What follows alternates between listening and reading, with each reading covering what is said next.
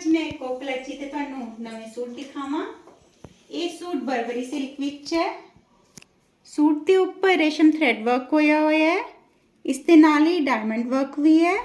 ਇਸ ਦਾ ਬੜਾ ਹੀ ਪਿਆਰਾ ਦਾਮਨ ਹੈ। ਦਾਮਨ ਦੇ ਉੱਪਰ ਸਕੈਲਪਿੰਗ ਵਰਕ ਹੈ।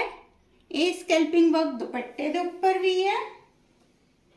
ਇਸ डिजाइन ਦੇ ਵਿੱਚ ਇੱਕ ਨਹੀਂ ਦੋ नहीं पूरे 4 रंग है। पहला रंग जिहड़ा है वो ऑलिव ग्रीन कलर है, दूसरा एक्वा ब्लू है,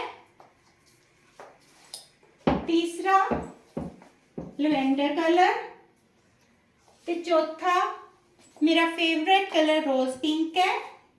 जिहड़ा भी तुहानू सूट पसंद आ रहा है उसका स्क्रीनशॉट लो ते साडे WhatsApp नंबर 9569070936 ते भेज दो। जे वीडियो तुहानू पसंद आई है तो इसनू लाइक करो और शेयर करो। Thank you.